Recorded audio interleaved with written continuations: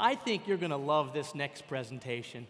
I saw the rehearsal a few minutes ago, and I know this is going to get us going. Our next Keystone presenter brings the conversation of his experience of turning around an entire school district in Ontario, Canada, using the principles of creativity. Now, here to talk about bridging the organizational change in education, please welcome the Superintendent for the Ottawa-Carleton District School Board, Dr. Peter Gamwell.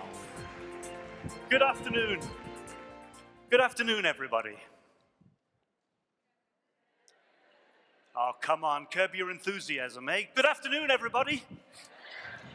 Oh, it's great to be here. It's my fourth trip to Oklahoma, and I have to say in the last 4 years, we've had the opportunity to bring about 18 of our people from the Ottawa area, and every single one of them has gone back home really enthusiastic and invigorated by the amazing experiences they've had here.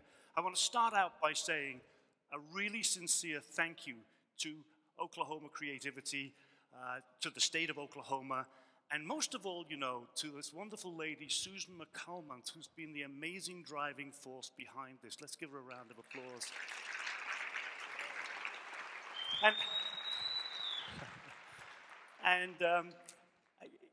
It's a funny thing, what warm and friendly people Oklahomans are. Like, we've experienced this year after year, so I want to say I appreciate that.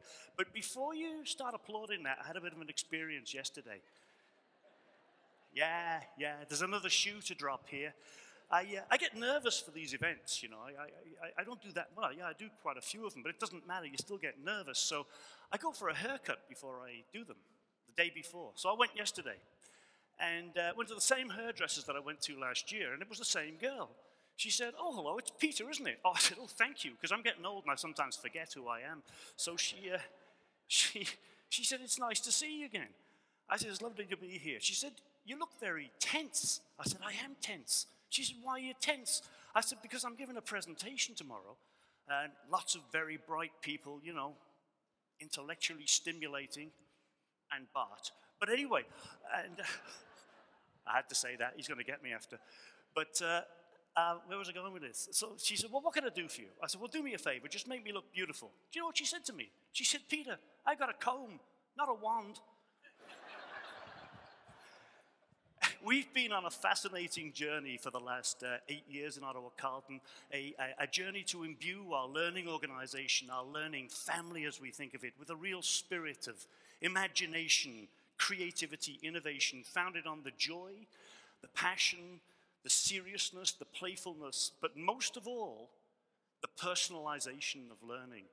And one of the things that we've really come to understand is that the more success that we have in reaching to ignite the amazing creative capacities that lies within every single one of our employees, our parents, our volunteers, and then building bridges through to our broader community partners, actually knocking down the walls of the school district and inviting them in.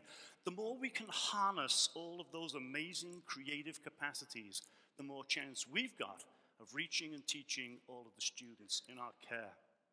That's our imperative. That's been our guiding light for the last 8 years.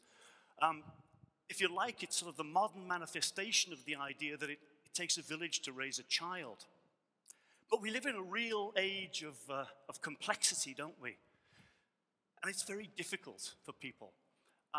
There's a wonderful, wonderful gentleman. His name is Dr. Bobby Moore. He was the British High Commissioner, the High Commissioner from British Guyana to Canada for many years. And he explains it like this. He says, "We're living in an age of in-betweenity, a time between times. It's as though we're living our lives in a parenthesis between historical eras, the first of which is dying, but its devotees are procrastinating over performing the last rites. The second of which is in the pains of birth, but its welcomers can't find the right midwife. And when societies go through these times of transition, when one historical era is giving way to the next, it becomes extremely turbulent. It's very challenging. And some of the people who have the most challenge with that are our children. because they're trying to find ways in these new realities, and they're not even new realities, they're emerging realities, and it's very difficult. I can tell you, my son was one of these people. His name is Adam. My wife calls him Repeat. Come on, that was good. She really does. And it's not meant to be a compliment to the boy. Well, 5 years ago, he was 25 at the time, and he's one of these kids who was trying to find himself. I went home one day, and I said, it's a funny thing, Adam. It's a really funny thing. There you are, in my fridge, drinking my beer again. How come I can find you, but you can't find yourself? Get out. So anyway, but it is difficult. It's really, really hard for people, not just our kids, but our adults, to adapt to this changing reality. And it's why it's even more imperative that we harness whatever creative forces we can to reveal to our children individually the brilliance that lies within them. I was born in a place called Norris Green in Liverpool. Pretty tough neighborhood. Curiously, it's exactly the same neighborhood, Norris Green, where Sir Ken Robinson went to school. Now, we didn't know each other at the time, but we have come to know each other extremely well since then. And I can't begin to tell you what a privilege and an honor it is to have a mentor and a friend with such vision, brilliance, courage, and humor. At least that's what he said to me yesterday. Why do I use the word courage? Here's why. For years and years, Ken Robinson has been standing on the global stage alone, saying a couple of things. The first is this: it's not good enough that we just tinker with our education systems and play around with them a little bit. No. We've got to fundamentally transform them so that we start by looking at the amazing brilliance that lies within every one of our children, revealing it to them and growing them from there.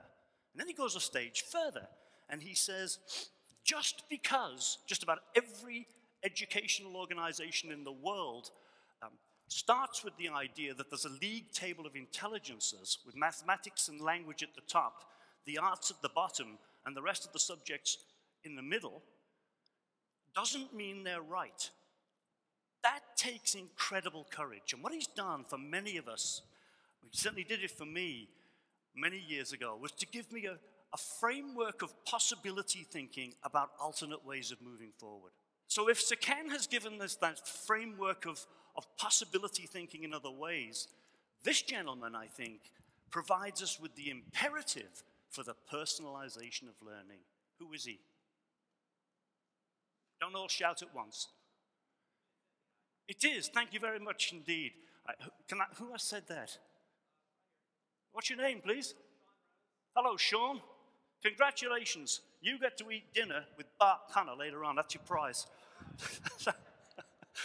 It's Mihai Csikszentmihalyi, and wonderful, wonderful man. He's got a very complicated name, doesn't he? Fortunately for you, I've found a creative way of teaching you his name so that when you go to the bookstore, you can actually sound intelligent and ask for the book, okay? He really brings together, he bridges two interesting areas. He's very well known for his work in positive psychology, and equally well known for his work in optimal learning, or what he refers to as flow. Flow is that experience when you become so immersed in a task that time just flies by. It happens to all of us for different reasons. For some, it's nuclear physics. For some, it's making cupcakes. For some, it's playing the piano. It doesn't matter what it's for. The point is, this is the holy grail of learning. And this is what has to, I believe, drive our learning institutions. It doesn't matter what they are.